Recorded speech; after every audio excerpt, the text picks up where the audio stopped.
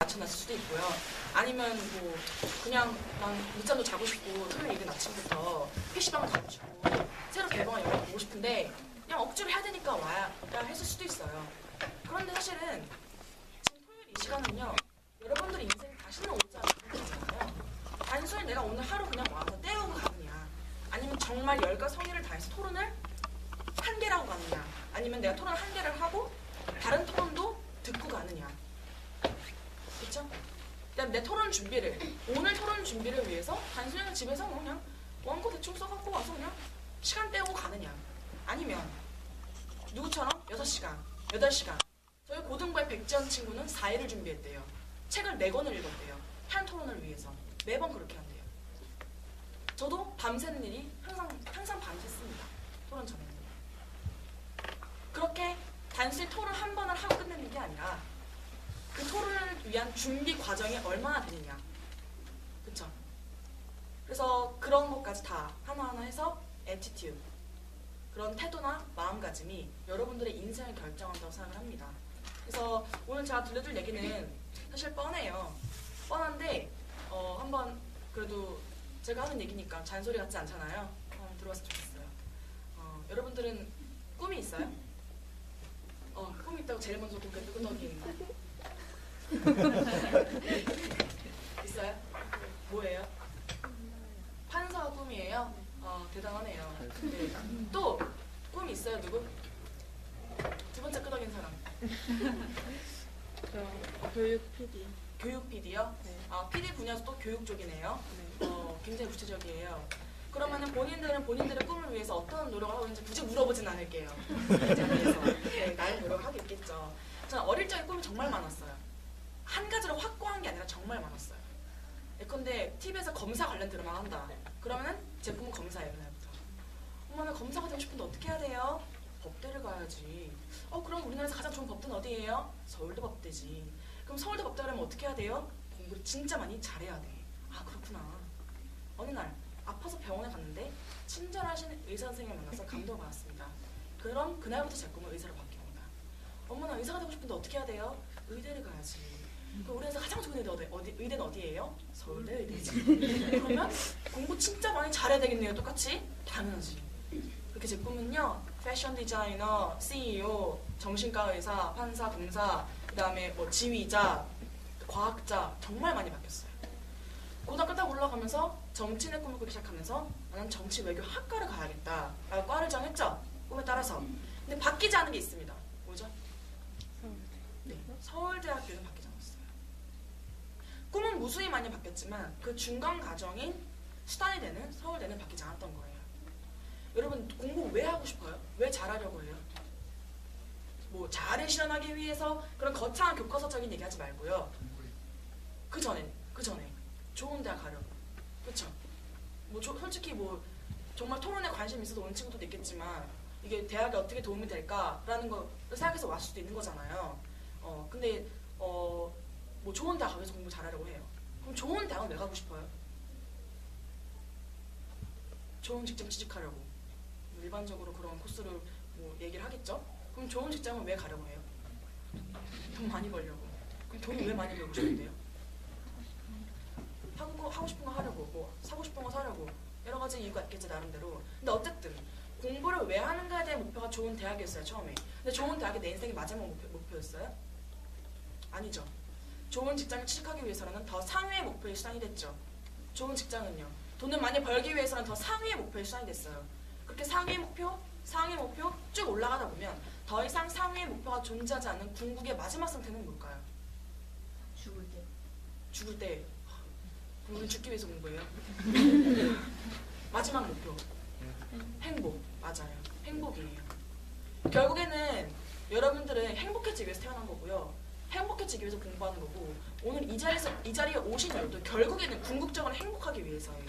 그런데 이제 특히 어린 친구들한테 너 행복해지고 싶으면 공부해. 이게 썩 가슴에 와 닿나요, 우리? 아니에요. 왜요? 행복이라는 가치는 너무나 멀리 있고 보이지 않고 그냥 살아가면서 계속적으로 꾸준히 추구해 나가야 궁극적인 가치이기 때문에 너무 멀리 있어서 잘 보이지 않아요. 그럼 어떻게 해야 돼요? 이렇게 거꾸로 내려오는 거죠. 행복을 위해서 나는 어떠한 가치를 실현할 것인가. 그 가치 실현을 위해서 나는 어떠한 직업을 수단으로 선택할 것인가. 가치 실현을 위해서. 그렇죠? 그러면은 그 직업을 갖기 위해서 나는 어떠한 대학을 수단으로 선택할 것인가. 그럼 난 그 대학을 가기 위해서 지금 공부를 할 것인가, 게임을 할 것인가. 현재의 행동이 정해지는 거예요. 아시겠어요? 그러면 우리 흔히들 목표를 세워라고 말들 많이 하잖아요. 근데 저는 좀 생각이 달라요. 꿈이 있어야 뭐 공부를 하지. 맞아요. 그게 진리고 그게 맞는 말이에요. 꿈이 가시적이고 단기적이고 구체적일수록 단순히 PD가 아니라 교육 PD 정말 좋아요.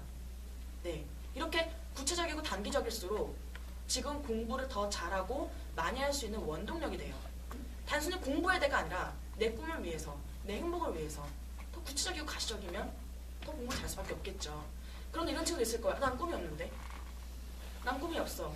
난 잘하는 게 뭔지 모르겠어. 심지어 난 좋아하는 게 뭔지도 모르겠어. 그런 친구도 있을 거야. 딱히 뭘 좋아하는 것도 없고 잘하는 것도 없고.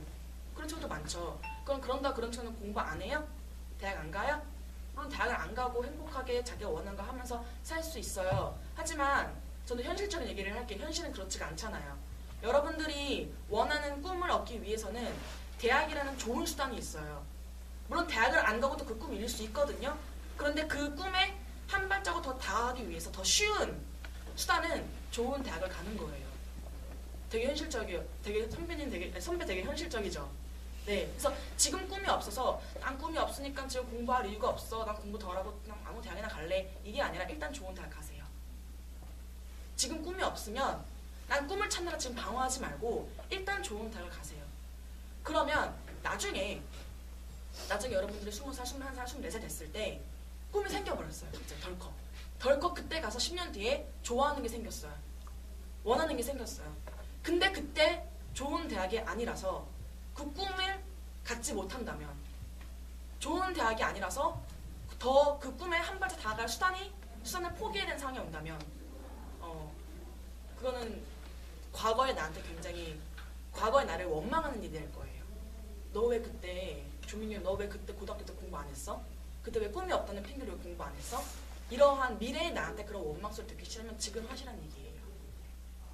무슨 얘기인지 알겠죠? 네. 그러면은 앞으로 오늘부터 꿈을 한 번도 생각해본 적 없는 친구들은 당장 오늘부터 꿈을 생각해보세요. 정확한 구체적인 직업이 아니라면 적어도 가치관. 나는 뭐 돈 많이 벌고 싶다. 좋아요. 그런 가치관도 괜찮아요. 제가 아는 친구 중에는 자기는 진짜 써도 끊이지 않게 돈을 많이 벌고 싶어서 공부한 열심히 한 친구들이 있거든요. 밤새서 공부해요. 돈 때문에. 괜찮아요. 네. 그런 친구들도 있는 거죠. 가치관에 따라서. 그래서 그렇게 공부를 하셔야 되고요, 여러분들은요. 그럼 이제 가고 싶은 대학을 정해야겠죠. 나 어디 가고 싶다라고 당당히 말하시는 친구 있어요, 그래서?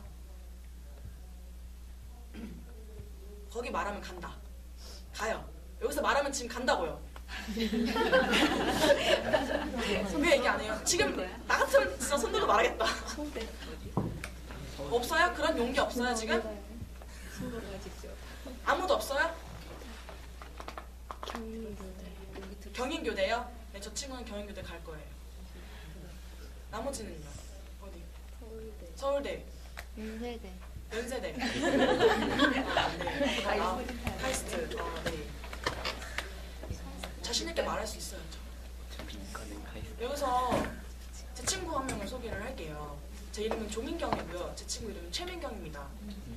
혹시 여기서 한 얘기 한 적 있나요? 한 번도 이런 얘기 한 적 없었죠. 최민경은 중학교 때까지 공부를 안 했어요. 일단 공부를 못했고, 못하니까 하기 싫고, 하기 싫으니까 안 하고, 안 하니까 못하고, 못하니까 안 하고, 이렇게 악순환의 반복인 거죠. 중3 때까지 안 하다가 그 친구는 실업계를 가려고 했어요. 대학을 생각하는 인문계 고등학교랑 실업계 고등학교 어떻게 나뉘는지는 알죠? 실업계를 가려고 했어요. 공부 뜻이 없으니까. 그리고 비지공예에서 그걸로 밥 벌어먹고 살아야지 이랬던 친구예요. 그 친구는 어쩌다가 저랑 같은 인문계 고등학교에 됐습니다. 대학을 가야겠네요. 고1 때 수학 점수 40점이에요. 40점. 그 친구가 꿈꿨던 대학 서울대학교예요. 이게 물음표가 저절로 수학 40점이? 공부 한 번도 안 하니까? 아마 주변 친구들 비웃었을 거예요. 최민경, 너 대학 어디 가고 싶어? 수줍게. 나 서울대 가고 싶어. 이렇게 얘기했어요. 그런데 아무도 비웃지 못했어요. 왜냐? 그렇게 내뱉은 만큼 무섭게 공부를 했거든요. 아무도 무시 못할 정도의 그런 공부 양을 가지고 정말 누구보다 열심히 공부했거든요. 고3 때 서울대 지원했습니다. 떨어졌어요. 지금 어디 다니느냐? 연세대 경영대 다녀요. 네, 연세대 경영대 다녀요. 그 친구가 나는 지금 수학점 40점이니까 그냥 인서울이나 가야겠다. 인서울은요 어떤 얘기냐면요, 서울시내 안에 있는 4년제 대학을 얘기를 해요. 인서울이라고. 인서울이나 가야겠다 이랬으면, 아니면 수도권 가야겠다 그랬으면 연세대 갈 수 있었을까요? 아니죠. 서울대를 목표로 공부하니까 너무 늦게 시작해서 서울대 못 갔지만 연대는 간 거예요. 그 친구가 6개월만 더 일찍 꿈이 생겼더라면, 대학이라는 목표가 생겼더라면 서울대 충분히 가도 남았겠죠. 근데 제가 오늘 여기서 전달하고자 하는 메시지는요, 학생 여러분, 큰 꿈을 가지세요 이런 게 아니에요. 혹시 일본에 사는 코이라는 잉어를 들어본 적 있어요? 코이라는 잉어는 이렇게 자그마한 어항에 놓고 키우면요 5cm부터 자라요. 근데 연못에 풀어놓고 키우면요 15cm 자라요. 근데 강물에 풀어놓으면요 120cm 자랍니다. 5cm와 120cm예요. 같은 종류인데. 이건 뭐예요? 내가 꿀 수 있는 꿈의 크기만큼 실현할 수 있는 꿈의 크기도 달라진다는 겁니다. 일단 큰 꿈을 가지세요. 그런데 아까도 말했지만 전달하고자 하는 진짜 메시지는요, 단순히 큰 꿈을 가져라가 아니에요. 오늘 이 자리에서 꿈이 커지면요 거기에 합당한 노력과 희생과 고통이 따릅니다. 저는 그 얘기를 하러 오늘 이 자리에 왔어요. 네, 단순히 꿈만 크고 최민경이 나 서울대 갈래 말뿐이면 그 꿈은 꾸는 것에 그치지 그 꿈이 실현되진 않잖아요. 어떠한 고통의 반복의 과정을 거쳐서 저는 서울대에 갔고 그 친구는 연대에 갔는지 지금도 말씀을 드릴게요. 일단 기본적으로 영어, 수학, 국어, 영어, 수학 순서로 말씀을 드릴게요. 네, 기타 암기 과목에 대해서 말씀드릴게요. 국어 공부의 가장 기본은 뭐죠? 독서. 이거 다 알고 있어요. 독서죠. 책 읽는 거 좋아해요? 좋아하는 친구도 있고. 저는 그렇게 막 썩 책을 좋아하는 책벌레는 아니었어요. 근데 책의 중요성을 정말 잘 알았죠. 근데 적어도 학교 교과서에 보면은 어떤 꼼수를 부르냐면요, 학교 교과서에 문학작품 실리죠. 근데 그 문학작품이 전문이 다 실려요? 그래서 오늘 읽은 신경숙의 엄마를 부탁해가 뭐 한 2페이지 실리겠죠. 전 어떡합니까? 그 전문, 원문을 찾아서 읽어요. 도서관에서 빌리든 뭐 책을 사던 직접 그 원문을 읽어봅니다. 시험 중3 때 아직도 기억해요. 최인은의 광장이라는 소설이 2페이지 실렸어요. 굉장히 그 장편이잖아요. 전 평소 습관대로 최인은의 광장을 전체를 찾아서 읽었습니다. 시험에 교과서 수록된 부분 이외의 광장 부분이 나온 거예요. 굉장히 쉽게 풀었죠, 저는. 그거를. 물론 이런 걸 노리고 하라는 건 아니고요. 국어 공부의 기본은 독서다라는 거예요. 그 다음, 국어는 언어기 때문에 제일 중요한 게 일단 어휘력입니다. 어휘력이죠. 어휘력이면은 이제 우리는 네이티브 스피커니까 국어를, 한국어를 모국어로 사용하니까 독서를 통해서 자연스럽게 단어를 향상하는 방법이 있어요. 두 번째, 한문 공부예요. 한문 공부. 좋죠? 저는 한문 공부 안 했습니다. 왜냐? 귀찮아서요. 너무 어려워요. 왜 10번은 왜 쓰라고 하는 거며, 얘는 그림인지 글인지 모르겠는 거죠. 그래서 안 했어요. 고등학교 딱 올라갔더니 한문이 너무 필요한 거예요. 일단 수능에 언어에 한문이 막 나오고, 그 다음에 사자성어 시험 보고, 학교에서도 한문 교과가 있고 너무 필요한 거예요. 그래서 그때부터 저는 한문 학습지를 시작했어요. 뭐 그런 것도 있지, 학습지 같은 거 있잖아요. 그런 거 있죠? 그런 거를 학교 쉬는 시간마다 가지고 다니면서 풀었어요. 친구들은 비웃죠. 조민경, 나는 내가 초딩 때나 하던 한문 학습지는 지금 하니? 이렇게 놀려요. 근데 그 놀림은 저를 비웃는 게 아니라요. 사실은 이거를 이제라도 갖고 와서 두려워하지 않고 부끄러워하지 않고 한다는 게 참 대견하고 멋지다. 사실 이런 비웃음이었던 것 같아요. 그 생각에는요. 그러니까 여러분들 혹시 지금 한문 공부하는 사람 있어요? 계속하세요. 꾸준하게. 정말 훌륭한 겁니다. 부모님이 훌륭하시네요. 네.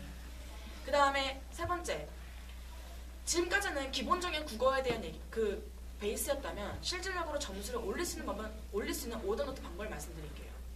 보통 학생들의 문제풀이입니다. 자, 가장 올바른 것을 고르시오라는 문제가 있어요. 보기 1번부터 5번이 있죠. 자, 답 아닌 거 우리 지워봅니다. 1번 답 아니야. 4번 아니고 5번도 아니야. 자, 2번하고 3번 보기 남았어. 2번일까? 3번일까? 2번, 3번, 2번, 3번. 오케이, 3번. 아니, 답 고쳐. 2번. 틀렸어요, 우리는. 그렇죠? 항상 국어 시험에서는 보기가 2개가 남아요. 나를 괴롭혀요.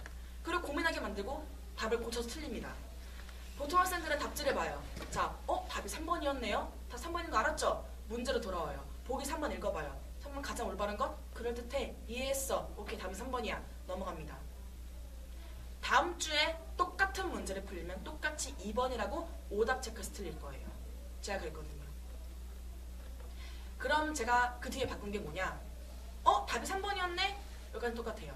중요한 건 내가 고른 2번 오답이 정답이 안 되는 이유를 확인하셔야 돼요. 간단한 것 같죠? 큰 차이입니다. 가장 올바른 거기 때문에 국어는 수학 시험과는 달리 딱딱 떨어지지가 않아요. 그렇죠? 3번이 보기에 없었으면 답이 2번이 답이었을 수도 있다는 얘기예요. 그 말은 왜 난 정답인 3번의 갈림길과 오답인 2번 갈림길에서 정답을 고르지 못하고 어떤 사고 흐름에 오르기 때문에 오답을 골랐을까? 그거를 분석하시는 얘기입니다. 국어 공부할 때는요. 1번, 2번, 4번, 5번이 왜 맞는 것도 같은데 정답인 3번을 이기지 못할까? 그거를 분석하세요. 국어 시험은요. 아시겠죠? 문제를 많이 풀어보는 게 중요한 게 아닙니다. 문항 분석을 하셔야 돼요. 지문 분석을 하셔야 돼요. 그렇게 하면 중학교 때까지 100점 나옵니다. 국어 시험이요. 고등학교 때는 1등급 나와요. 수능 50문제잖아요. 모의고사를 이제 매달 한 번씩 보는데 고등학교 때는요. 50문제 중에 1등급이면 두세 개 틀리는 수준이에요. 두세 개 틀리면 전 그 두세 개를 그렇게 방금 말씀드린 오답을 해요. 근데 100점을 한 번도 받아본 적은 없어요, 제가. 근데 우리 학교에 국어의 신이 한 명 있습니다. 그 친구가 아까 말씀드린 최민경이에요. 그 최민경이 국어 시험에 100점이 나와요. 그래서 이유를 물었죠. 아니, 왜 너가 어떻게 100점이 나오니? 일단 첫 번째, 어릴 때 책을 많이 읽었대요. 어릴 때. 공부는 못했지만 책을 많이 읽었대요. 두 번째, 저랑 똑같아요. 오더노트 방법이 똑같아요. 다만 차이점은 저는 50개 중에 두세 개 틀린 걸 한다면 그 친구는 50문제를 다 해요. 맞은 것도 한다는 얘기예요. 이게 확실히 필연적으로 답이 3번이 될 수밖에 없는 이유를 일단 내가 문제를 풀었으면 다 하는 거예요. 저는 이런 얘기를 했어요. 그 얘기를 듣고. 야, 속된 말로 어떻게 그 짓을 할 수가 있냐. 어떻게 그 짓을 하냐. 너무 힘들지 않니? 그 친구가 딱 한마디 합니다, 저한테. 난 이렇게 하면 100점이 안 나와. 미친 것 같죠, 그렇죠? 그렇게 안 하면 100점이 안 나온대요. 그럼 전 지금 최민경으로부터 국어의 신 되는 방법, 100점 맞는 방법을 알았죠. 저에서 받았죠, 방법을. 그럼 그렇게 했을까요? 안 했어요. 왜요? 귀찮아서. 네, 잘 알고 있네요. 방법을 알았지만 귀찮아서 안 했다는 거예요. 여러분들한테 지금 방법을 알려드리고 있잖아요, 제가 지금. 과연 몇 명이 따라할지 모르겠어요. 왜요? 귀찮아서 안 할 거란 얘기죠. 방법을 알지만 귀찮아서 안 할 거예요. 네, 그 차이예요. 누군가는 방법을 알지만 실천으로 옮겼고 누군가는 너무 귀찮아서 하지 못했고 그겁니다. 네. 제가 오늘 이렇게 알려드릴 이야기가 사실 다 이런 식이에요. 네, 과연 몇 명이 따라할지 모르겠는데 그 중에서 한두 가지만 캐치해서 가져가면 되는 거죠. 자, 영어 넘어갈게요. 영어. 영어 공부 외국어죠? 외국어의 기본은 뭐죠? 단어. 응? 단어. 외국어니까 언어랑 단어죠. 아, 난 단어 외우기 싫어. 단어 외우기 귀찮아하고 싫어하면서 영어를 잘하고 싶다는 생각은 도둑놈 심보입니다. 네. 저는 중학교 때 하루에 100개씩 단어를 외웠어요. 놀라지 마세요. 처음부터 가능했던 건 아니에요. 처음에는 20개, 30개. 30개 외우는데 2시간 넘게 걸렸어요. 나중에는 처음 보는 50개를 외우는데 30분이 채 안 걸려요. 외울수록 빨리 외워져요. 단어 영어 좀 잘하는 친구들은 공감할 거예요. 네. 단어를 근데 써서만 외우는 친구들 있죠. 열심히 깜지로 써서. 근데 이거 발음해봐라 그럼 발음을 못해요. 얼마나 비효율적인 짓이에요. 멍청한 짓이에요. 아니 리딩 패시지로 나올 거면 그 단어 뜻 알아서 맞출 거지만 리스닝으로 그 단어가 나오면은 발음 몰라서 틀릴 건가요 우리? 아니죠. 스펠링도 물론 외우지만 스펠링보다 중요한 건 뭐예요? 내가 발음해서 그 발음을 알고 그 다음에 그 뜻과 의미를 연상하면서 5감, 6감 총 동원해서 외우셔야죠. 내가 발음하고 눈으로 보고 발음하고 귀로 듣고 연상까지 이렇게 해서 단어 외우셔야 됩니다. 그 다음에 리스닝 얘기를 해볼게요. 리스닝 잘하는 방법이 뭐예요? 많이 들어야 돼요. 이미 알고 있어요. 근데 왜 많이 안 들어요? 우리들은. 그쵸? 자, 우리가 유학을 가잖아요. 참고로 유학을 한 번 다녀본 적이 없습니다. 외국을 나가본 적이 없어요. 대학교 돼서 대학생 돼서 친구들이랑 배낭여행을 다녔지 어릴 때 유학 다녀본 적이 없어요. 근데 유학 가는 이유가 뭐예요? 왜 어학연수 외국으로 나가요? 내 귀에 돼요? 그리고 방법을 알았어요. 많이 들으면 돼요. 근데 학생들한테 많이 들어라 하면 많이 듣게 되나요? 아니죠. 결국 뭐예요? 많이 들을 수밖에 없는 과제를 하면 돼요. 대표적으로 뭐가 있을까요? 첫 번째, 딕테이션. 두 번째, 쉐도잉, 녹음. 그렇죠? 네. 저는 이제 부끄러운 제 토익 점수를 말씀드릴게요. 중학교 처음 봤던 토익 점수가 토익 990점 만점에 알고 계시죠? 그때 400점대였어요. 그 말은 뭐죠? 반타작한 거예요. 이제 리스닝 100문제인데 100문제에서 50개 틀린 거죠. 그럼 전 어떡합니까? 방학 때 액츄얼 테스트 100문제씩 10세트가 있는 실전 문제 한 권을 사요. 첫 문제죠. 자, 풀어봅니다. 50개 틀렸어요. 50개 틀린 거 전부 딕테이션 합니다. 받아쓰기 딕테이션. 네.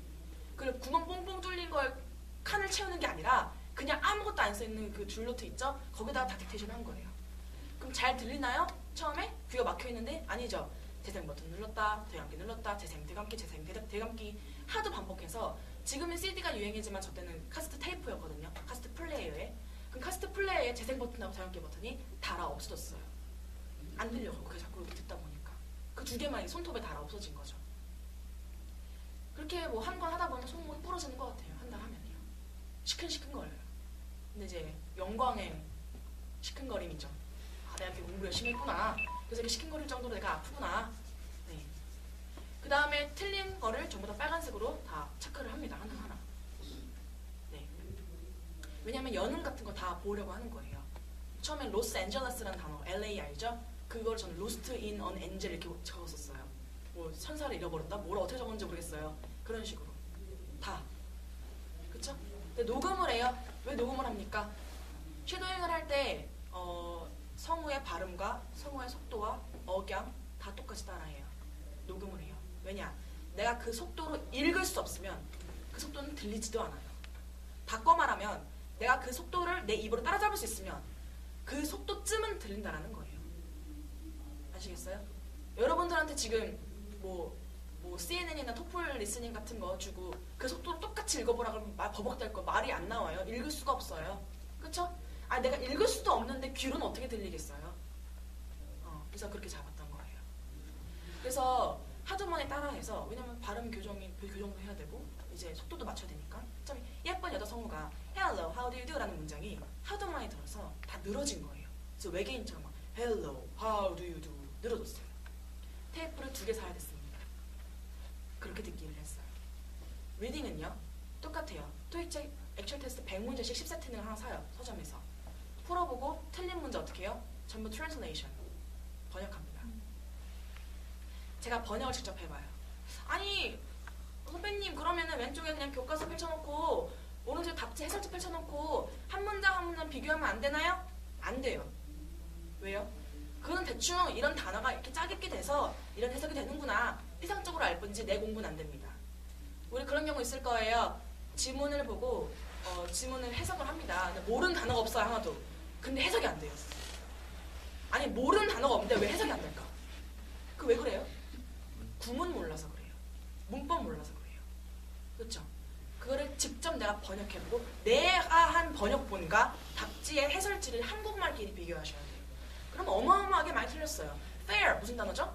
공정한. fair play 할 때 fair잖아요. 보면은 fair 단어도 알고 있어. 아차 알고 봤더니 여기서는 all fair 명사 뜻으로 전시회 박람회라는 뜻이었구나. 근데는 박람회라는 뜻을 나는 공정한으로 해석했구나. 그러니까 해석이 안 되고 문제를 틀리지. 이건 이때 강조용법에서 주어가 여기로 옮겨가는구나. it for to 구문이라서 의미상의 주어로 for를 먼저 해석해야 되는구나. 이런 거를 직접 번역을 통해서 하나하나 확인하셔야 돼요. 빨간 펜. 아시겠어요? 그 다음에 이제 문법을 알아야겠죠. 문법. 저는 문법책을 방학 때마다 한 권씩 통째로 외웠습니다. 통째로 외웠다라는 게 어떤 느낌인지 잘 와닿지 않죠. 말 그대로 통째로 외웠어요. 여러분 간단한 예문 한번 연결시켜 볼게요. 나는 축구를 하고 있다. 정답은 I am playing soccer. soccer는 스포츠이기 때문에 언어도 안 붙습니다. 하나 더 시켜볼게요. 난 첼로를 연주하고 있다. 정답은 I am playing the cello입니다. 첼로는 악기 때문에 반드시 더가 붙습니다. 어가 아니라. 그쵸? 이거 뭐 굉장히 쉬운 예문이었잖아요. 근데 비동사 ing 옆으로 붙고 이건 알 것 같아. 지금 중학생들이니까. 근데 더가 붙었나? 어가 붙나? 안 붙나? 헷갈릴 수도 있어요. 그렇죠? 이 두 문장 글로 읽거나 귀로 들었을 때 해석 안 되는 친구 중에 한 명도 없을 거예요. 다만 영작을 시켜보라 했을 때 좀 고민되거나 좀 머뭇거리고 자신 없는 친구들. 그 왜 그런 거예요? 완전히 그 문법, 비동사 ing가 나의 것이 아니기 때문이에요. 지금 중학생들은 비동사 ing 다 아니까 이렇게 발언을 하지만 if for to 구문으로 하나 영작해봐라 하면 할 수 있어요? 할 수 있는 친구도 있지만 버벅거리거나 자신 없는 친구 더 많을 거예요. 저는 영어의 완성은 영작이라고 생각합니다. 영작. 저 문법 공부를 할 때 문법 책에 있는 예문을 같이 외웠어요. 제가 만든 자가 테스트 예시가요. 뭐냐면 표가 있으면 표의 아웃라인만 그려놓는 거예요. 이 표 채워. 이게 시험 문제예요. 근데 대명사다. 그럼 대명사 표 있잖아요. 그럼 I, my, me, my, myself 이런 거 있잖아요. 그럼 내가 표 채워보는 거죠. 그냥 아웃라인만 그려놓고 그 선만 그려놓고.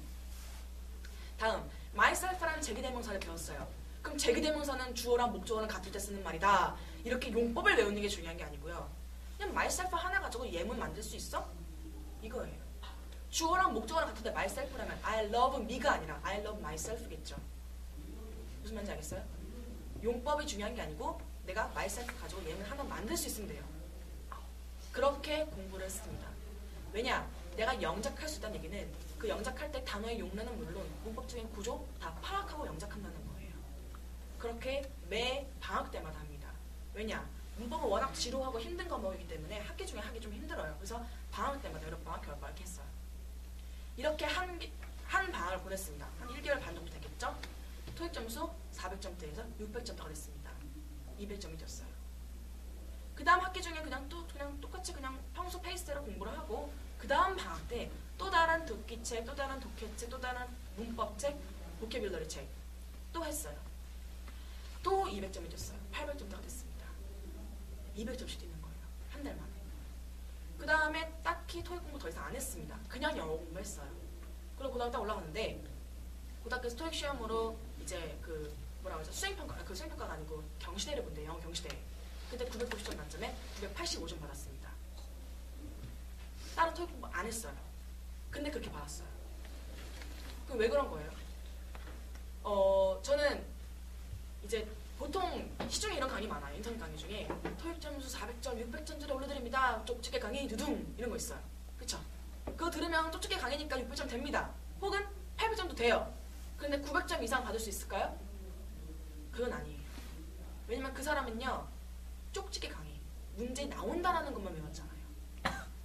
저는 순수하게 듣기 실력을 키우고 순수하게 문법을 다지고 단어 양을 늘리고 독해력을 키웠어요. 근데 그 사람은요. 토익 시험을 준비한 거예요.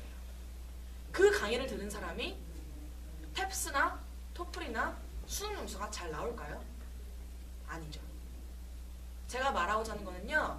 어떠한 수단을 정했잖아요. 토익 시험이라는 수단을 정했잖아요. 그럼 그게 수단이 돼야지 그게 목적이 되면 안 돼요. 그러니까 시험을 하나 잘 보기 위해서 쪽집게 강의, 문제풀이식 강의가 아니라 순수한 영어 실력을 키우는 공부를 하시라는 겁니다. 그럼 저는 그때 당시 중학교 때 토익이라는 시험으로 수단을 선택해서 공부를 했지만 수능 당연히 잡히고요. 탭스, 토플 당연히 잡혀요. 유형만 익히면요. 아시겠죠? 영어 공부 그렇게 하셔야 돼요. 영어를 위한 거. 네.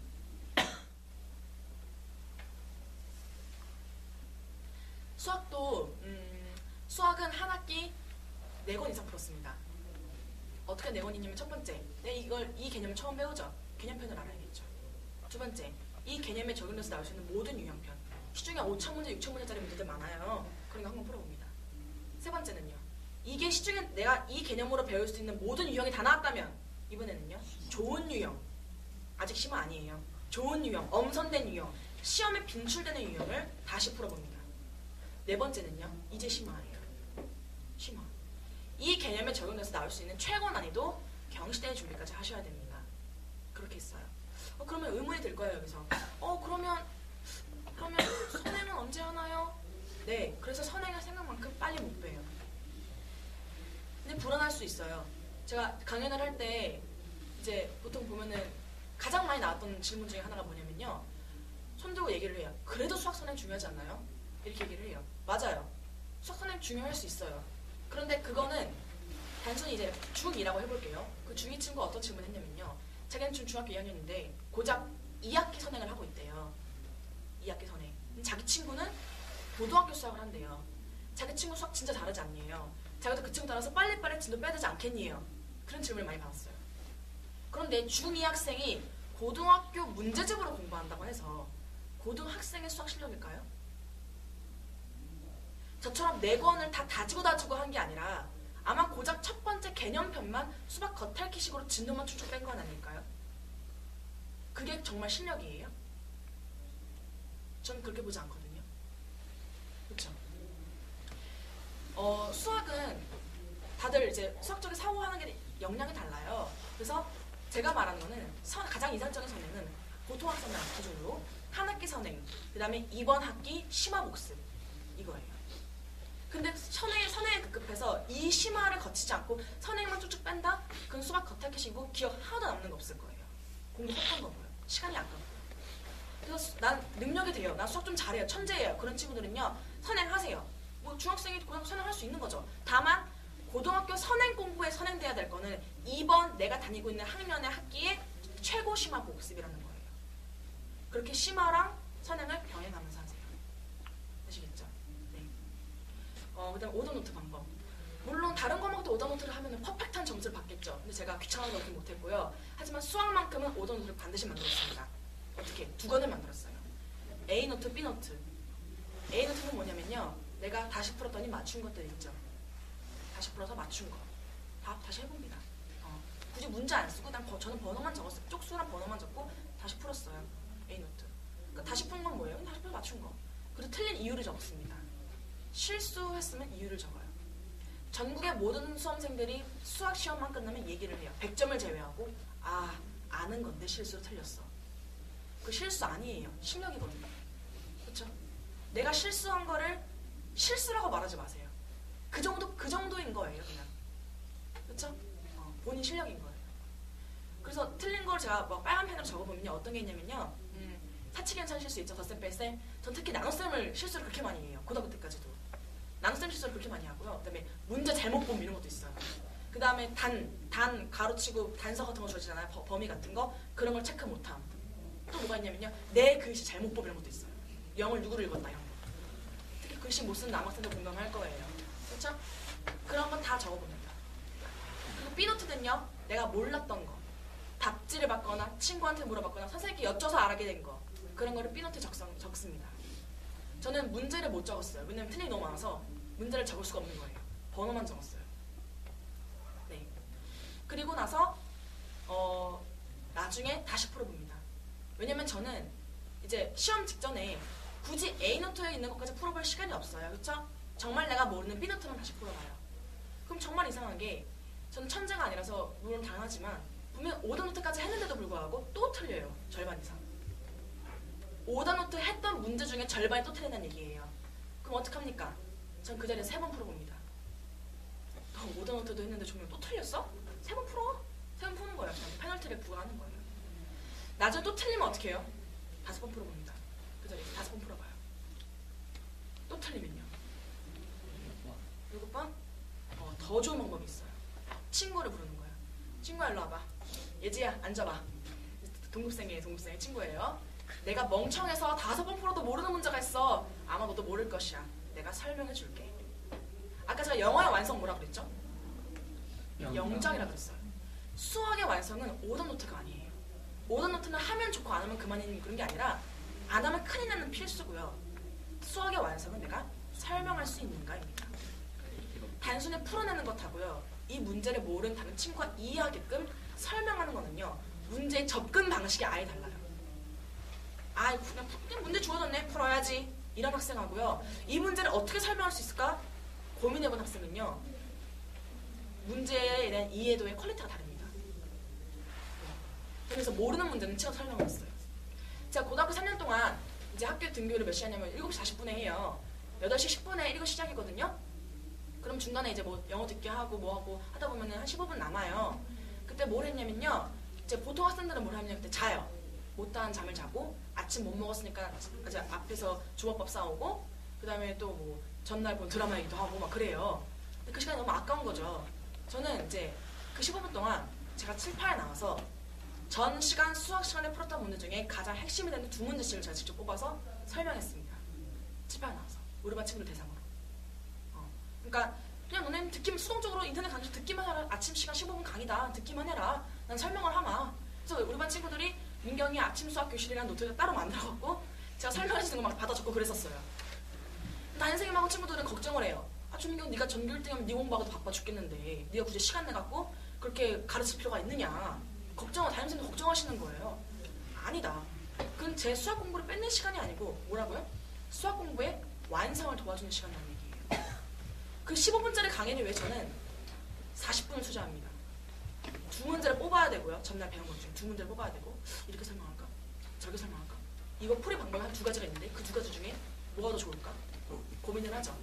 그렇게 한 번 풀어본 문제는 안 잊어버려요. 좀씩. 그래서 여러분들 중에서도 수학 좀 잘하는 친구도 있을 거예요. 친구들이 와서 물어보겠죠. 그렇죠? 야 이거 어떻게 풀어? 그러면 귀찮아요. 솔직히 말하면. 내가 이거 왜 알려줘야 돼? 난 놀고 싶고 자고 싶고 딴 거 하고 싶은데 그냥 돌려보내지 말고 설명해주세요. 그렇게 한 번 설명하고는 안 잊어버릴 거예요. 아시겠죠? 수학 공부 이렇게 하시고요. 다음, 질문 하나 될까요? 지금 그 방법론들 있잖아요. 그걸 스스로 깨우친 거예요? 아니면 누가 그걸 가르쳐 준 거예요? 중학생 수준에서 그 정도를 갖다가 스스로 깨우친다는 건 굉장히 어려운 얘기 같은데 지금. 영어 같은 경우는 이제 학원을 다녔고요. 그러니까 어떤 티칭 방식들이 있을 거 아니에요. 근데 이제 학원들마다 혹은 과외마다 장단점이 있겠죠. 저는 그 장점만을 취합한 거예요. 그러니까 본인이. 네, 제가 나중에 고등학교 때는 영어 수학 다닐 이유가 없잖아요. 물론 수학은 다닌다고 하지만 이제 제가 제가 사교육을 아예 안 받은 사람이 아니거든요. 왜냐면 영어는 학교 교과를 뛰어넘는 토익, 탭스, 토플을 준비해야 되기 때문에 학원을 다녔고요. 수학은 단순히 학교 교과가 아니라 경시대의 준비를 항상 매년 했기 때문에 그것도 경시대의 준비까지 해주는 학원을 다녔어요. 그러면은 그 학원에서 이런 식으로 해라는 아니었어요. 이런 좋은 티칭 방식이 있으니까 이렇게 해라는 아니었지만 적어도 그렇게 하려면 내가 어떻게 해야 될까라는 고민은 있겠죠. 보통 그러니까 교수법에 그래도 대학교 가서도 그거 배우기 힘든데 그 정도까지는. 그러니까 제가 하다 보니까 터득한 거긴 해요. 네. 그러니까 디테이션 같은 건 예컨대 뭐 해라 이런 숫자가 있었겠죠. 근데 그런 거를 보통 학생들은 이거 왜 귀찮은데 답지 보면 되지 이렇게 생각을 하겠죠. 저는 거기서 의미를 찾은 거예요. 저는. 이런 의미가 있더라라는 식으로. 그다음에 근데 이제 제가 영어랑 수학은 학원이나 과외를 다녔지만 기타 암기 과목 뭐가 있죠? 사회, 과학, 뭐 음악, 미술, 책 같은 게 있겠죠. 한 번도 학원을 다녀본 적이 없습니다. 보습학원을. 네. 딱 가면요. 이제 친구들은 다 알아요 이미. 보습 가서 복습 다 하고 왔대요. 그게 아니더라도 인터넷 강의로 한 번 다 돌고 왔대요. 전 너무 무식한 거예요. 네, 흥선대원이 뭐 누군지 뭐 누구의 아버지인지 뭐 아무것도 몰라요. 그냥 저는 너무 무식한 상태인 거예요. 과학도 한 번도 안 했고. 그래서 항상 가장 처음 시작은 가장 모르는 상태였어요. 그 반에서. 하지만 시험 때가 다가오면 가장 잘 아는 사람이 되는 거죠, 제가. 그럼 어떻게 잡았느냐? 기타 암기 과목은 교과서 10번 읽기를 합니다. 근데 10번에 질리지 마세요. 한 번도 10번 다 읽은 적은 없어요. 제 의지의 표시로 이렇게 이름 붙인 거예요. 명명한 거예요. 10번 읽기라고. 자, 이제 시험 범위가 나오죠? 그럼 목차에다가 동그라미 10개를 그려요. 번호를 붙여서. 한 번 정독할 때마다 색칠을 한 번씩 합니다. 근데 굳이 색칠을 할 필요가 있나요? 유치하게? 그쵸. 안 해도 돼요. 근데 또 색칠하는 재미가 쏠쏠하거든요. 그래서 하는 거고요. 이제 보통 학생들의 사회과학 방법을 말씀을 드리면요. 이제 보통 학생들은 이제 목차랑 제목을 다 건너뛰고 비장하게 본문부터 시작합니다. 1392년 조선이 건국되었다. 이렇게 막 비장해요. 굉장히 본문부터 읽어요. 그러면 공부를 못하죠. 네. 체계가 안 잡히잖아요. 저는 목차부터 외웠습니다. 이번 시험 범위가 어디지? 조선의 건국 파트구나. 조선 건국 파트 태동기, 조선 태동기. 그러면 어떻게 네 가지로 나뉘지? 조선 건국 배경, 건국 과정, 그것의 결과, 그것의 의, 마지막 항상 의로 끝나잖아요. 그 가지는 의미까지. 네 가지로 카테고리 나뉘는구나. 라는 걸 파악을 하고 뼈대를 세웠죠, 머리에. 그 다음에 10번의 정독을 통해서 살에 붙여나갑니다. 보통 5번 읽고 들어가요. 5번 읽고. 굳이 10번을 그리는 동그라미 10개 그리는 이유는 의지의 표시. 네. 그래서 네? 아니, 일단 첫 번째 정독을 할 때는요. 굳이 외우려고 하지 마세요. 이해 안 되는 구절이 하나라도 있나 없나 그걸 확인하는 작업입니다. 첫 번째 정독은요. 그냥 쭉 정독하면서 행간의 의미, 그 단어의 정의 이해가 되는지 이해가 안 되는 건 체크를 해놔요. A4용지 하나 펼쳐놓고 과목별로 A4용지 펼쳐놓고 이해 안 되는 거 다 페이지 쪽수에 몇 번째 행에 이해가 안 된다 다 적어요. 그러면 전 공부를 하면 A4용지 앞뒤로 한 장이 나와요. 항상. 선생님한테 질문할게. 챕터 끝날 때마다 그 A4용지 앞뒤로 한 장 모르는 거 가지고 가서 선생님 질문을 하는 거예요. 첫 번째 정독을 하면서 이런 생각이 들어요. 맞아. 선생님이랑 이런 거 배웠을 때 수업 시간에 맞아. 기억난다. 이 정도예요. 이해 다 됐죠 이제? 모르는 문장 하나도 없어요. 이제 다 이해했어요. 두 번째 정독 때부터 이제 암기를 합니다. 첫 번째 이해를 다 했기 때문에 이해를 바탕으로 암기하기 때문에 수월할 거예요. 단순한 무작정 암기가 아니기 때문에 밑줄도 긋고 연도도 외우고 인물도 외우고 원소개도 외우고 다 외워요. 교과서의 가장 자잘한 날개 부분까지 다 외워요. 이거 시험에 나올까? 외워요. 다 외워요. 세 번째 정도 들어갑니다. 외웠던 건 더 확실히 미처 못 외웠던 거 마저 외워주는 게 세 번째 정독이에요. 근데 네 번째부터 이상한 일이 발생해요. 분명히 나는 세 번의 철저한 정독을 통해서 다 읽었어요. 교과서의 날개 부분까지 다 읽었어요. 그런데 마치 처음 읽어보는 내용이 되는 거예요. 이거 처음 봤어. 세 번이나 읽었는데 이거 처음 보는 내용이야. 그런 게 시험 문제겠죠. 우리는 그동안 그런 걸 놓쳐 틀렸던 거예요. 그것마저 외워줍니다. 다섯 번째 정독이면은 자신감이 생겨요. 이제 우쭐해집니다. 건방져져요. 왜냐? 문제가 보이거든요. 이 지도에다가 이런 식으로 한 단어 꽈갖고 보기를 만들면 애들 다 낚이겠구나. 그럼 문제가 보여요. 그럼 이제 어떡합니까? 그쯤 됐을 때 이제 문제집을 한번 풀어줍니다. 그럼 다시 경순해져요. 많이 틀리거든요. 네. 그러면 다시 그 틀린 개념을 중심으로 교과서 한번 훑어주고 이제 교실에 들어가면, 시험장에 들어가면 100점 나와요. 중학교 때까지. 고등학교 때는 한 가지가 더 필요합니다. 고등학교 때는 2등급 나와요. 이렇게 하면 2등급 나와요. 네. 1등급이 나오려면 그 문제집을 4번 푸셔야 돼요. 한 권을. 그러니까 저는 그 문제집을 교과서를 5번 읽고 문제집 한 권을 4번 풀었어요. 그러니까 어떻게? 보기가 있죠? 가장 올바른 것을 가장 올바른 건 아니지. 근데 확실히 true or false 나뉘는 문제니까 이제 OX 문제니까 이제 틀린 것을 고르시오, 옳은 것을 고르시오죠. 1번부터 5번까지 했습니다. 가장 올바른 것 1번 올바르죠? 보기 외워요. 올바른 보기니까. 2, 3, 4, 5번 틀렸죠? 왜 틀렸는지 고쳐봐요. 어떻게 고치면 맞은 설명이 되는지 연필로 고쳐봅니다. 그 얘기는 뭐예요? 빨리 풀지 말란 얘기예요. 오케이, 나 답 1번 알아. 확실히 1번이야. 2, 3, 4, 5번 읽지 않고 그냥 넘어가죠. 그러는 게 아니라 보기 2, 3, 4, 5번이 왜 틀렸는지 하나하나 고쳐보란 얘기예요. 그럼 틀린 것을 고르시면요. 1번 틀렸죠? 1번 어떻게 고쳐야 맞는지 적어봐요. 2, 3, 4, 5번 옳은 설명이죠? 외워요. 어떻게 내가 교과서에서 읽은 개념이 문제에서 어떻게 보기로 나오는지 그걸 파악하라는 얘기예요. 다시 얘기할게요. 국어하고 영어는요. 많은 지문 풀어보는 게 중요한 게 아닙니다. 문제를 많이 풀지 말고 좋은 지문이죠. 엄선된 좋은 지문 하나를 정확히 분석하고 문제를 분석해요. 수학은요. 한 문제를 많이 풀어보는 게 중요한 게 아니에요. 중요한 건 수학은 같은 개념이고 똑같은 문제여도 숫자가 하나라도 바뀐 문제. 다시 말해서 같은 유형이 여러 문제. 3,000문제, 4,000문제 많이 풀어보는 게 중요해요. 다문항. 사회랑 과학은요. 교과서가 중요해요. 사회랑 과학은 교과서를 통째로 암기를 하시고 그 다음에 암기가 아니라 5번 읽으시고 그 다음에 문제집을 푸는데 문제집에서 내가 외운 개념이 어떻게 응용이 돼서 문제로 나왔을까 그거를 분석하셔야 돼요. 사회랑 과학이니까 문제집을 푸셔야 돼요. 근데 아까 제가 4번 푼다고 그랬죠? 그럼 처음에 연필로 풀었으면 그 다음 어떡해요? 내가 가진 펜 중에 가장 흐린 펜 있죠? 하늘색. 다시 풀어봐요. 똑같이 새로 그냥 분명히 적혀 있지만 새로 푼다는 개념으로 똑같이 또 고쳐보고 똑같이 또 해보는 거예요. 만약 보기 문단이 있어요. 가나다가 빈칸 뚫려 있죠? 그럼 대충 가가 뭐구나 알고 푸는 게 아니라 가가 뭔지 적어봐요. 공자다, 얘는 맹자다, 얘는 순자다. 적어보라고요. 알아도. 그렇죠? 하늘색, 그 다음은 좀 더 진한 색 뭐가 있죠? 그 다음 파란색, 그 다음엔요 까만색. 펜, 까만색 펜으로. 그러면 제 문제집은 너덜너덜해요. 4번 풀었으니까. 또 알록달록해요. 4가지 색깔 펜이 똑같은 글자가 써져 있어요. 그렇게 보셔야 돼요. 그러면 그렇게 해서 보면요. 정말 딱 보여요. 내가 뭘 모르는지. 자, 틀렸어요. 틀린 부분은요. 1, 2, 3번은 정확히 고쳐놨어요. 내가. 올바른 설명으로. 근데 4, 5번은 못 고쳤어요. 그래서 찍어서 틀린 거예요. 이해돼요? 혹은 맞았어요. 맞았어도 4, 5번 중에 고민이 됐겠죠? 4, 5번은 못 고쳤어요.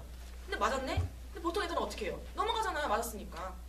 저는요. 4번, 만약에 4번이 답이었어요. 그럼 5번은 고쳤어야 되는 거죠? 5번은 왜 못 고쳤지? 답지를 봐야죠. 해설지를 파셔야 돼요. 해설지. 그렇게 여러 권 풀 필요 없이 한 권을 다독을 하시면 100점 나옵니다. 그렇게 하면 돼요. 네. 사회랑 과학은요. 그렇게 하시면 돼요. 그러면 이제 이런 생각이 들겠죠. 아, 저기 앉아있는 저 선배는 진짜 공부 많이 했구나.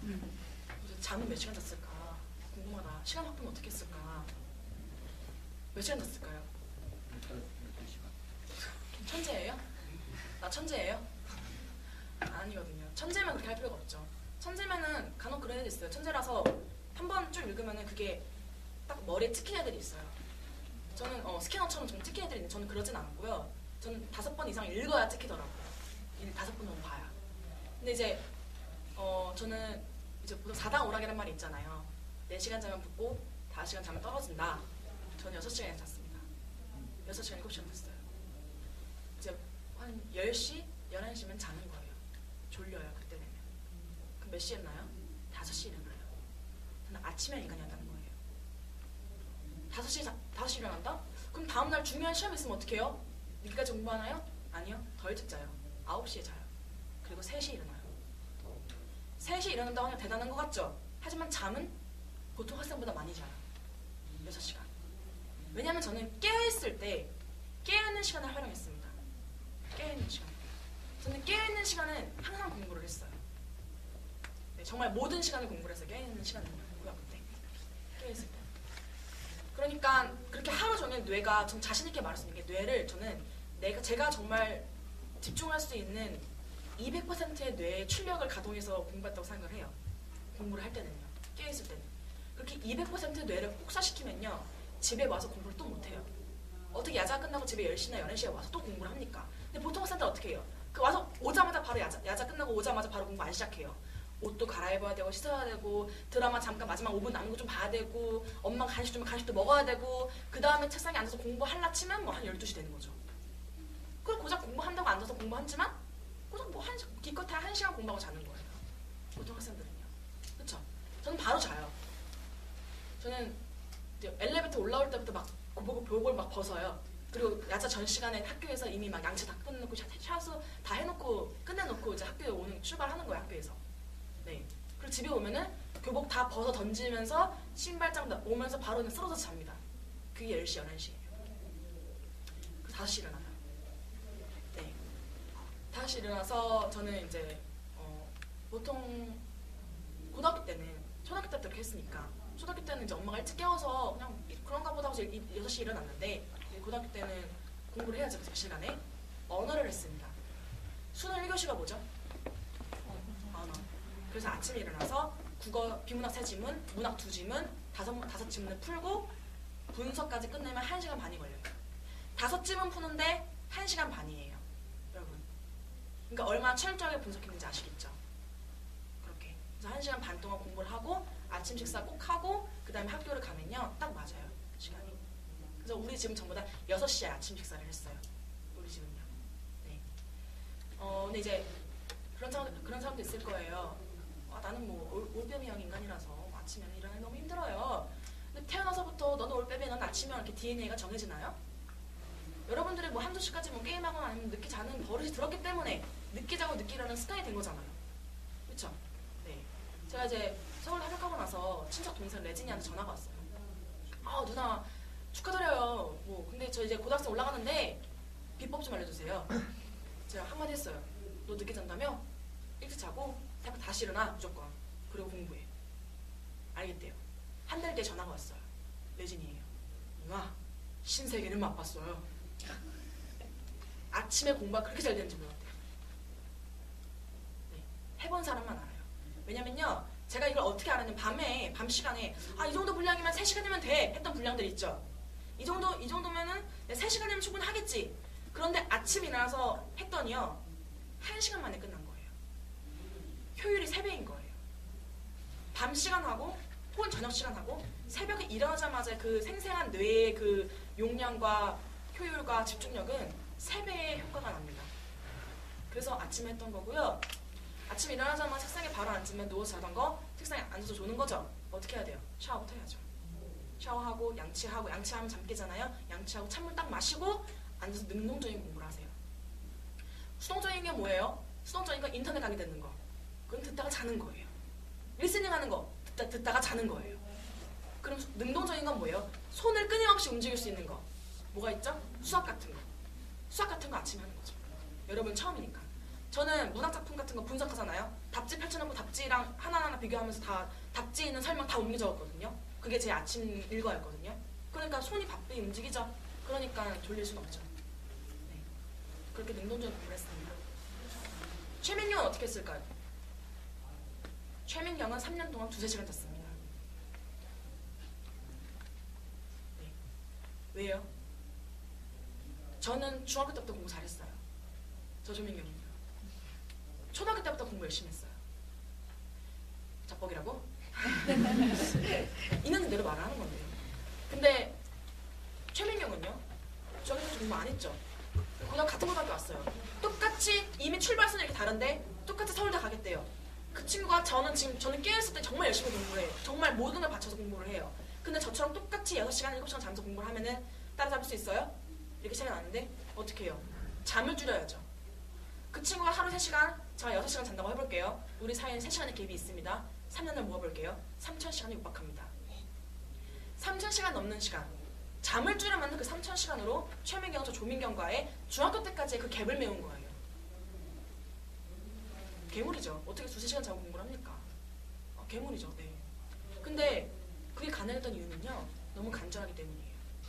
갑자기 서울대 가고 싶대요. 간절하대요. 그러니까 가능했던 거예요. 최민경처럼 그렇게 그 정도로 힘들게 공부하고 싶지 않으면요. 지금부터 하세요. 지금부터 꿈을 세워, 지금부터 목표 세워서 지금부터 하세요. 그러면은 단순히 제가 잠을 그렇게 주로 조금 잤다고 하지만 그렇게 뭐 아침형 인간을 하지만 그래도 절대적인 시간 확보라는 게 필요하거든요. 전 짜투리 시간을 기가 막히게 잘 활용했습니다. 저는 쉬는 시간에 수학을 풀었어요. 쉬는 시간에, 학교 쉬는 시간에. 그동안 여러분들한테 존재하지 않았던 시간을 말씀드릴게요. 고등학교 스케줄입니다. 학교 가자마자 10분, 1교시 쉬는 시간 10분, 2교시, 3교시, 점심시간 1시간 중에 저는 45분 이상 빼낼 수 있거든요. 여러분은 처음이니까 30분만 펼칠게요. 5교시 쉬는 시간, 6교시, 7교시, 청소시간 20분, 저녁시간 1시간 중에 45분 이상 뺄 수 있지만 처음이죠? 3개만 더 볼게요. 자, 150분이에요. 매점 가야죠. 배고파. 한번 뺄게요. 화장실 가야죠. 2번 뺄게요. 졸려요. 잘 수 있죠? 한번 뺄게요. 다음 수업시간 수행평가네요. 준비해야겠죠? 한번 뺄게요. 100분이에요. 여러분 매일매일 하루 1시간 40분씩 100분씩 수학 공부하시나요? 매일 하세요? 어쩌다가 한 번이 아니고. 저는 매일매일 2시간 이상 수학 공부했습니다. 다른 친구도 야자 시간 1, 2구 잡쳐서 수학할 때 저는 쉬는 시간만 모아서 수학을 했어요. 그럼 이런 친구도 있을 거예요. 저는 그럼 수학 말고 영어나 언어 하면 안 돼요? 할 수 있어요. 근데 좀 비효율적이에요. 언어 같은 경우는 언어기 때문에 학생들 친구들 떠들죠? 쉬는 시간에. 그 떠드는 말하고 섞여서 집중이 안 돼요. 언어는. 영어는요. 읽다가 옆에서 말 걸어요. 친구가. 조민경 뭐하냐? 나 지금 공부해. 어떻게 다 까먹었어 읽은 거 앞에. 그쵸? 다시 처음부터 읽어야 돼요. 또 종이 쳤어요. 그럼 그 다음 쉬는 시간에 읽지 않은 부분부터 이어서 읽을 거예요?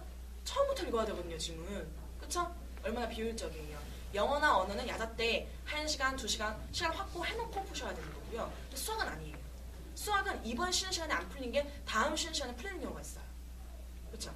그렇게 풀면 되고 또 선생님들이 쉬는 시간 10분 기점으로 또 일찍 끝내줄 때도 있잖아요. 5분 일찍 끝내주죠. 또 5분 늦게 들어오시죠. 그럼 쉬는 시간 10분 앞뒤로 5분씩 겹치면 20분 이상 나오기도 해요. 네. 저는 어떻게 2시간 이상 나왔냐면은 일단 매점은 안 가요. 매점에서 빵을 사 먹으면 점심이 맛이 없거든요. 급식 그다지 맛있는 것도 아닌데 매점에서 밥을 먹으면 이렇게 이상한 걸 막 먹으면 밥이 맛이 없어서 안 갔어요. 다음 화장실. 이번 쉬는 시간에 내가 화장실 가고 싶다. 미리 알죠? 그럼 책상에 스타워치 꺼내놔요. 눌러놓고 1분 안에 뛰어갔다 왔어요. 4교시 뭉쳤어요. 점심시간에. 제가 3학년 1반이라서 3학년 건물 5층이 제가 위치한 건물입니다. 우리 반입니다. 급식소는 다른 건물 지하 1층에 있어요. 4교시 종 땡치자마자 전교에서 제일 빨리 뛰어갔어요. 정말 뛰어갔어요. 정말 전소녀 뛰어다녔어요. 선생님들이 맨날 저한테 욕해요. 조민경 뛰지 마! 다친다! 그래서 막 뛰지 말라고. 다친다고. 좀 어떻게 해요? 네! 하면서 뛰어가는 거예요. 왜냐? 난 급해 죽겠는데 지금.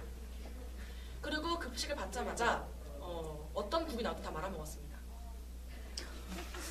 계란국, 김치찌개, 된장찌개, 어묵국 다 말아먹었어요. 왜냐? 반찬 집어먹을 시간이 아까워서요. 그나마 비빔밥 나온 날은 좀 이렇게 비벼서 먹을 수 있어요. 네. 그렇게 먹었어요. 왜냐? 그럼 제가 원래 이렇게 밥 빨리 먹는 사람이냐? 아니에요. 집에서는 별명이 소예요. 되새김질한다고. 천천히 먹는다고. 근데 학교에서는 그렇게 먹었습니다. 그리고 5분 안에 먹고 제가 식판에 버리면 그제서야 우리 반 친구들이 그 급식소 안에 들어오기 시작합니다. 저 나갈 때. 그럼 전 제 주머니에서 뭐가 나오느냐? 양치도구가 나와요. 지하 1층부터 5층까지 걸어 올라가면서 계단에서 양치를 해요. 5층 올라가면 거품 이렇게 물려 있어요. 얼른 뛰어들어가서 화장실에서 푸카푸카 하고 그 책상에 앉으면 1시간 중에 45분 이상 나와요. 그렇게 했던 이유. 잠을 많이 자니까. 다른 애들은 잠을 안 자잖아요. 전 잠을 자잖아요. 포기할 건 포기해야죠. 저는 잠은 못 포기하겠더라고요. 그래서 쉬는 시간하고 식사하는 시간을 포기했습니다. 네. 최민경은요? 밥을 안 먹어요. 엄마 학교 신청해줬는데 어떻게 고3 주제에 저쪽까지 멀리까지 가서 밥을 먹어야겠느냐? 안 먹어요. 그리고 주먹밥을 싸갖고 와요. 주먹밥을 이렇게 우물우물 그냥 맨밥 먹으면서 그냥 공부해요. 그래서 친구들이 가끔 매점에서 상학기밥 사다 주면 그거 먹으면서 그냥 공부를 해요. 일어난 걸 본 적이 없어요. 의자에서. 그렇게 공부를 했습니다. 왜냐? 간절하니까. 내가 책상 위에 써붙인 대학의 그 네임 밸류가 그걸 보면서 눈물이 나야 돼요. 너무 가고 싶어서. 그게 아니고 나 그냥 거기 갈래. 그냥 갈래. 어디 가고 싶어? 그냥 가면 좋은 거고. 그렇게 말하는 친구들은 갈 자격이 없어요. 왜냐면 그 대학 가고 싶어서 눈물 흘리면서 공부한 책 얼마나 많은데요. 진짜. 근데 그게 아니라 그냥 점수 되면 가고 뭐 그냥 좋은 대학 가라니까 가고 나오는 거 맞춰서 가야지. 이런 친구는 점수가 잘 나와도 점수가 잘 안 나올 뿐만 아니라 잘 나와도 그 대학 갈 자격이 없다고요. 간절하셔야 돼요. 항상. 네. 그래서 간절하면 이루어지잖아요. 간절한 만큼 그런 고통을 참을 수 있었던 거고요. 네. 이렇게 하니까 되더랍니다. 되더라고요. 네. 그래서 또 제가 마지막으로 한 가지 얘기를 해주고 싶은 게 3가지 버리세요. 스마트폰, TV, 컴퓨터. 네. 제가 더 얘기 안 할게요. 시간이 없어서. 이렇게 3가지 버리시고요. 그 다음에 당연히 고등학생이면 핸드폰은 2G로 바꾸는 게 맞는 거고요. 전화랑 딱 문자만 되는 걸로 바꿔야 되고요. 그 다음에 학습 플랜 짜세요. 학습 플랜. 단순히 나 오늘 공부 열심히 했어. 근데 들여다보면 공부한 게 없거든요. 왜냐? 영어 공부를 해볼까? 영어 좀 끄적이다가. 영어가 안 돼. 수학으로 갈아타볼까? 수학 좀 끄적이다가. 과학이 땡기네. 과학을 해볼까? 과학 조금 하다가. 토요일인데 무한도전하네. 봐야지. 봐보고. 저녁 먹을 시간이네. 저녁 먹고. 좀 슬슬 졸려. 졸려. 자야죠. 근데 이게 뭐야? 무한도전 보기 전까지는 책상에 앉았었어요. 계속. 근데 공부한 게 없어요. 근데 우리는 착각하는 거죠. 책상에 앉았던 시간이 길었기 때문에 공부를 많이 했구나. 뿌듯하구나. 아니라고요. 학습 플랜을 보세요. 얼마나 내가 공부를 했나. 공부한 거 없어요. 나를 속이지 않게 돼요. 나를 속이지 않고 학습 플랜을 보여줍니다. 객관적으로. 너 오늘 공부 이만큼밖에 안 했어. 그쵸? 그래서 서울대 온 친구들끼리 얘기를 하면서 나를 서울대에 보내지 1등 공신을 찾아라 라고 하면은 다 학습 플랜을 얘기합니다.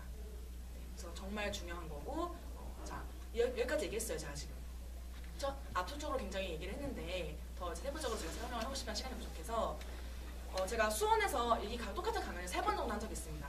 3번. 세 번째 강연 때 어떤 학생이 어떤 엄마 찾아왔어요. 무대 밑으로. 보통 들을 때 한 300~400명 듣거든요. 이 강의를. 근데 그 친구가 하는 얘기가 자기가 3번 다 들었대요. 손에서 있었던 강의. 아, 왜 그랬냐. 3번 똑같은 일부러 준비된 부분인데 똑같이 3번 들어야 되니까. 그쵸? 근데 이제 그 친구 하는 얘기가 첫 번째 강연하고 세 번째 강연 때 6개월의 텀이 있어요. 첫 번째 강연 들었을 때 중3이었어요. 중3.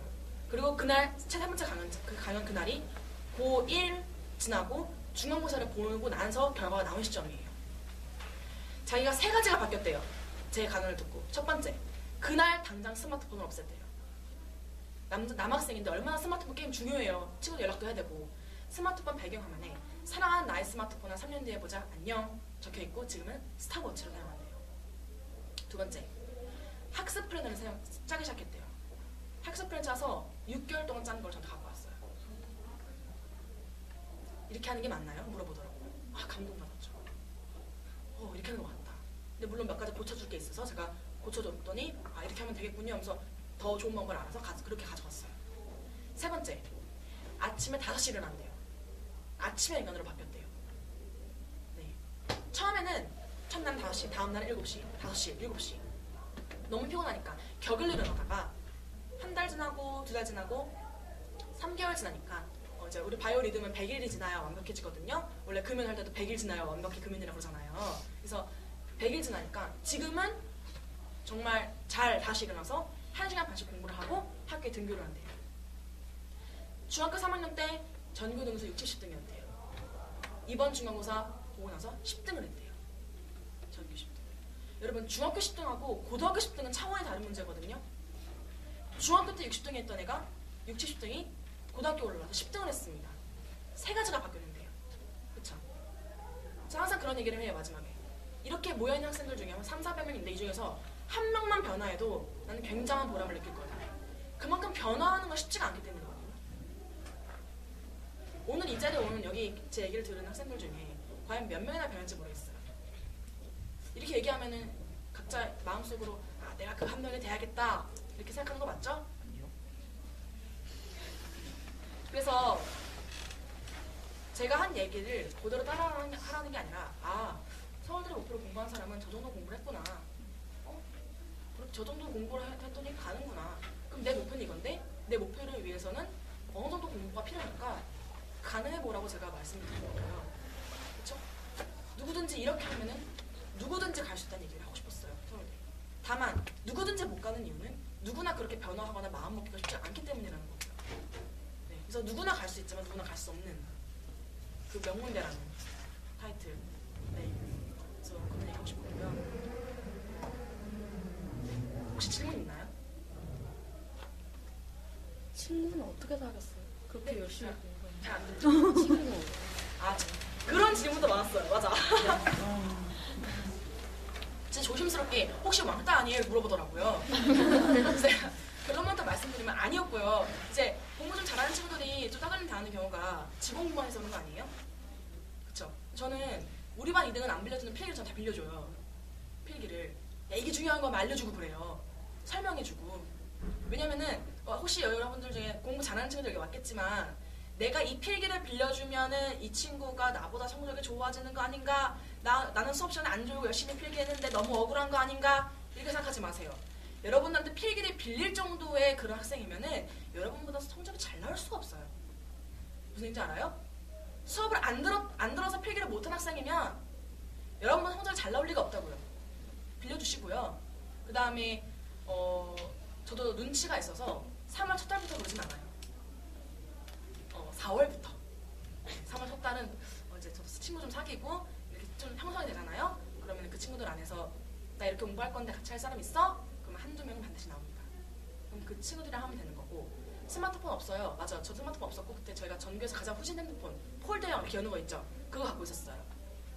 그럼 친구들이 놀렸을까요? 아, 너는 돈이 없어서 스마트폰이 아니고 뭐 폴더냐? 아니에요. 저는 문자도 안 해요.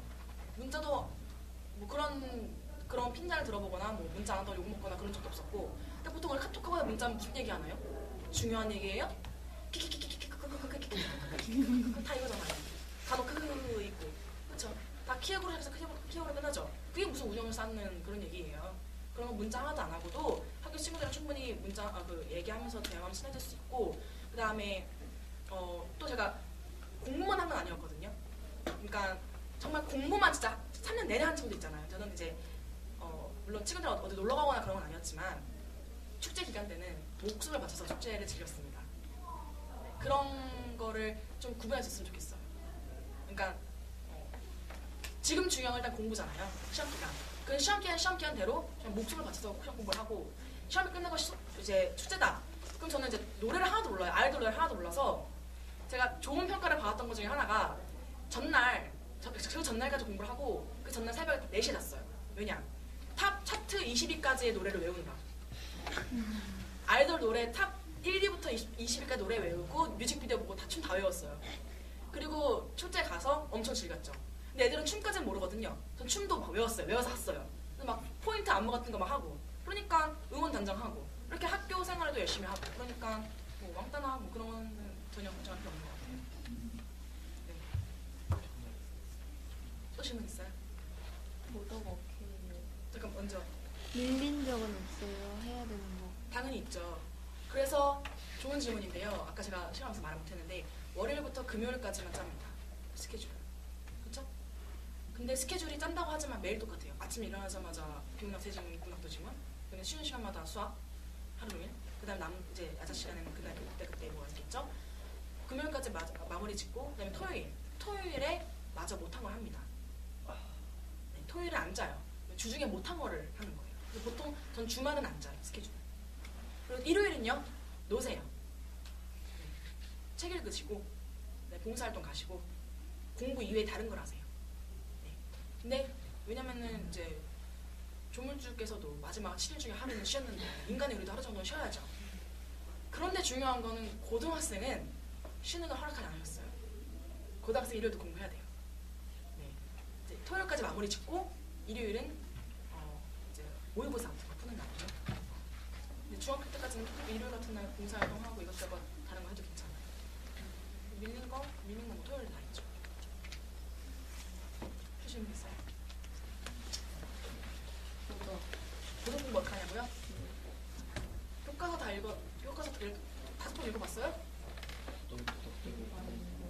아, 되게 많이 읽어봤어요? 아, 그러면 어떤 경우인지 알겠다. 이제 줄거리잖아요. 이해는 하죠. 근데 암기가 안 된 거죠.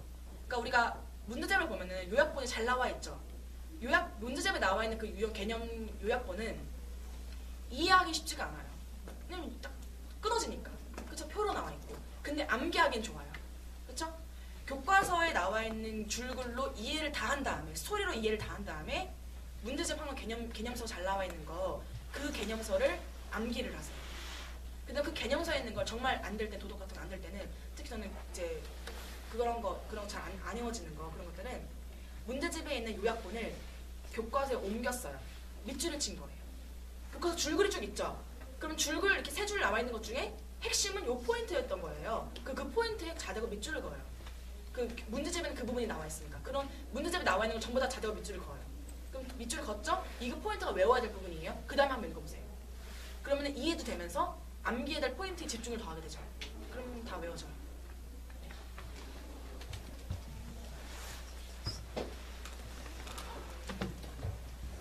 또 질문 있나요?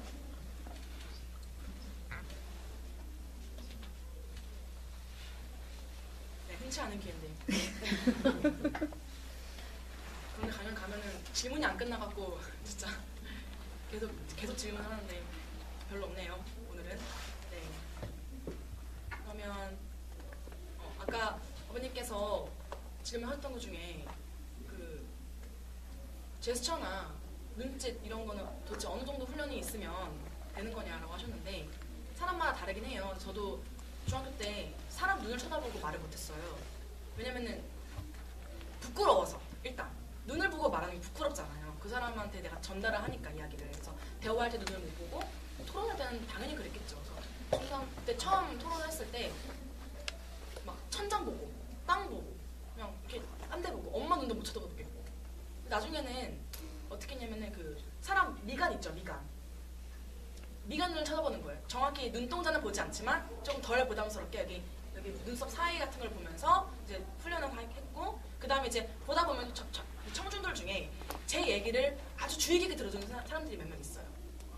어머니들 중에서도 아, 저 얘기 제 말 잘한다 이런 식으로 막 이렇게 고개 끄덕여 주시는 분들도 계시고 또 학생들 중에서도 아, 제 무슨 말인지 이해됐다 하면서 끄덕여 주는 학생들이 보여요. 그럼 그 친구들을 딱 포인트를 잡아서 한 3명, 4명 정도만 눈을 봐요. 그때부터. 그 훈련이 끝나고 나면 그다음 자연스럽게 청중들을 다 하나하나 볼 수 있는 여유가 생기더라고요. 그런 거는 그냥 꾸준한 연습밖에 없는 것 같아요. 타고난 건 전혀 절대 아니고. 또 있나요? 네, 없으면 오늘 선배와의 대화를 마치는 걸로 하고요.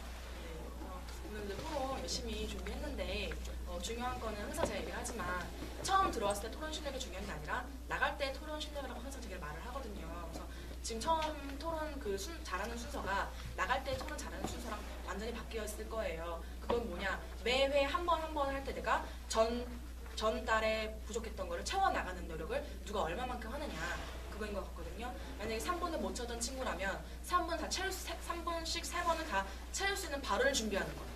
일단 첫 번째겠죠. 그 내용을 채웠으면 그 다음에 뭐예요? 논리를 갖추는 거. 그 다음에 뭐예요? 구성력을 갖추는 거. 구성력. 그렇죠? 그냥 되는 대로 말하는 게 아니라 구성력을 갖추고 그 다음에 논리를 다 갖췄으면 그 다음에 이제 뭐가 필요하죠? 전달력. 그렇죠? 전달력까지. 그래서 손이 문제면 손을 한번 묶어보고 묶어서 나온다든지 다리를 묶어서 나온다든지 그 다음에 아이 컨택의 문제면은 엄마만 쳐다보고 한다든지 엄마나 선생님만 쳐다보게 한다든지 그런 식으로 아이 컨택을 한다든지 그다음에 그런 게 다 됐으면 제스처 이런 게 중요해요. 이런 게 중요합니다. 이런 식으로 한 편을 이렇고요. 다른 한 편 이렇습니다. 수치가 어떻게 됩니다. 이런 식으로 제스처 그렇죠? 그러게 되면 자연스럽게 이제 정말 스티브 잡스처럼 명연설가가 될 수도 있는 거고요. 나중에. 네. 그러면 토론 재밌었고요. 이상으로 마치겠습니다.